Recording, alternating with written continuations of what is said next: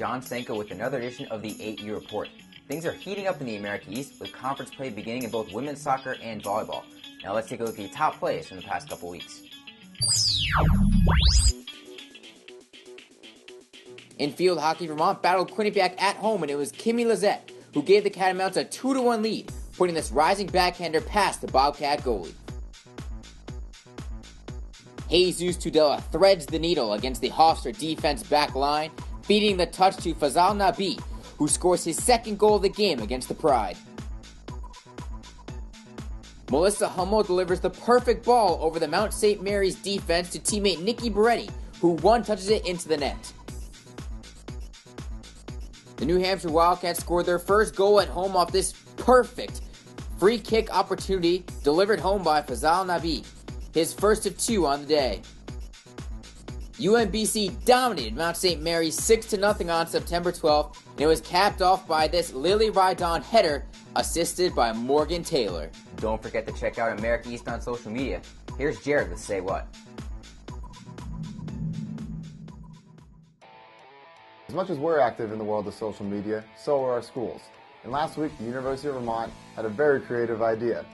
Spurred on by assistant women's soccer coach Jason Russell and assistant director of athletic communications Pete Estes, the athletic department came up with the idea for fans to vote on the uniform the women's soccer team would wear for their conference opener. The school was able to pencil out 7 different uniform combinations and then scheduled a photo shoot to illustrate all the different choices. They then set up a blog that was dedicated to fan polls and voting. In the first few days the poll was released, they had about 600 views on the blog post and finished with 833 votes. The promotion was pumped out on all the different Vermont social media channels with the hashtag YouPickTheKit. In the spirit of the Vermont contest, we're going to let you pick what we wear on the next AAU Report. Want to see us in your school colors? Be on the lookout for a fan poll coming out this week. Vermont is the next stop on our AAU road trip. We're visiting all 9 schools in 30 days getting ready for AAU hoop season. As part of the road trip, we sat down with UMBC men's soccer head coach Pete Caringi and his son to talk about their relationship and the season. I've been here my whole life, obviously, with my dad being the coach and seeing every team and remembering everything. And finally, you play for 4 years. We win 3 championships. You're on cloud 9, and all of a sudden, you come back, and it's just kind of different. You think it's going to be the same, but it's kind of cool to see everything still, but it's kind of heartbreaking not to be out there with them because you build relationships, you become a family, and you're still there, but you can't participate. But you try to do whatever you can to help everyone out and to get the best results. I think it's great to have him back. I think he fits in with the players. Obviously, he had a big role as a player for the last 4 years. The difference between being a coach and being a teammate, he's learning is an adjustment. But yeah, I think it's fun for me, for sure, and I'm sure he's having fun also with it. Before, obviously, as a player, you're not going to learn everything about every player. It just won't work like that. But now, learning more and seeing more of his coaching style from a closer up range, it's been good. I mean, he can talk to me more about what I think and kind of more the psychology about it, and we've had a good relationship about it. No 2 seasons are alike.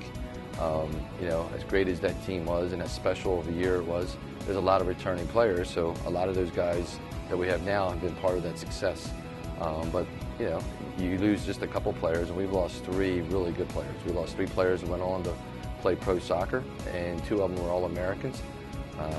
So when you lose that kind of quality at any program, and across the country in any sport, you're always going to have to make some adjustments. So that's what we're trying to do. It's more of a leadership thing now. I think we have more seniors now, so it's good for all of them to step up. It's not 3 captains, it's just one of Mamadou, but there's a lot more leadership, and I feel like even though earlier in the year we might not be getting the results we want, I feel like with those seniors and those leaders we'll be fine and we'll get back on track. Obviously the America East I think is a very good conference. Last year, even though we had great success, it was a very extremely tough conference and could have had another team easily, in my opinion, in the tournament. But yeah, we want to expose our players nationally. We want to play the best teams that we can possibly play, because I think when you do that, one, you're exposing your players to the best, and I think any competitor wants to play against the best players. And just for our conference in general, we want to get out there and we want to show people that the America East can play. We want to show them what UMBC is about. That'll do it for this edition of the 8U Report. Be sure to stay up to date with all the action on AmericaEast.tv.